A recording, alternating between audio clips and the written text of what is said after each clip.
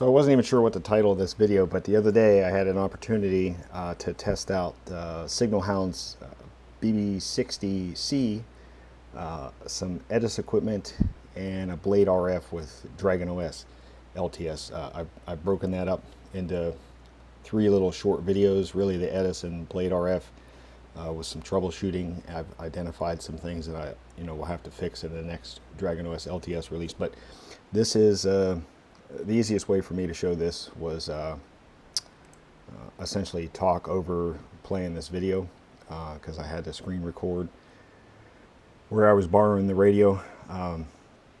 But you'll see essentially in DragonOS LTS I've added a shortcut to the Spike software by Signal Hound. And this was, and I'll put it in the description just in case you come across this video later, but this was the initial release of Spike for 18.04. There's been some updates to the software since then. I had an antenna on that was probably more for about the 400 megahertz range or so, but you can see in this right here that it's starting at 11 megahertz and going all the way up to 6 gigahertz.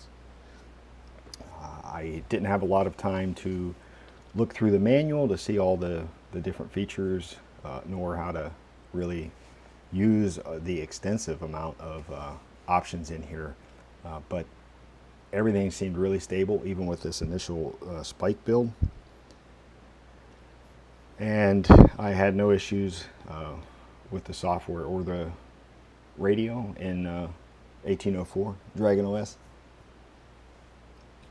I did, I think at one point, grabbed a couple transmitters. I think you'll see here maybe in a minute or so.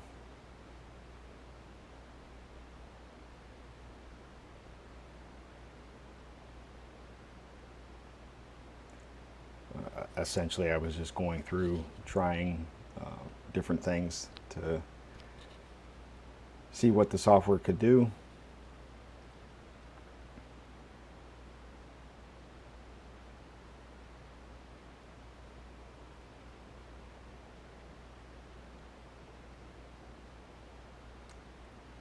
It's kind of weird talking after the fact because I can't remember everything I was thinking in the moment, but I think I was trying to change the frequency here, not really realizing how the settings actually work in this particular part of the menu.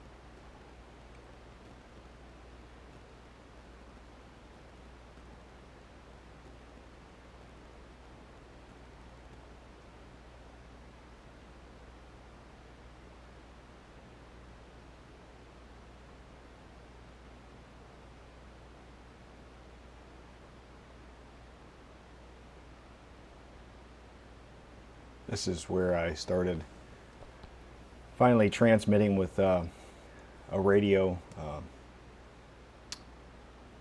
in the same room.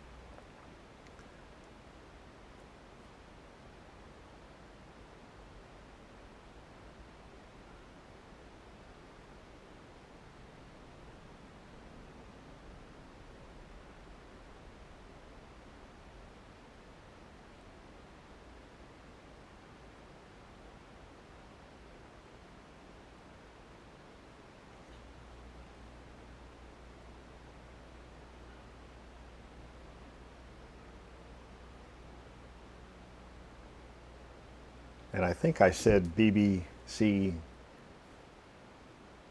or no, I think I said BB60C. I just noticed there it was actually a BB60A. So anyways, probably not the most exciting video with my voice in the silence, but hopefully the more exciting part is actually seeing the awesome Signal Hound software and what it's capable of doing.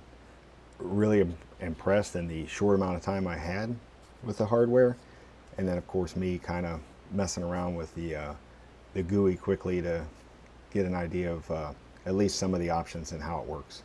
So really I encourage you to go take a look at their site.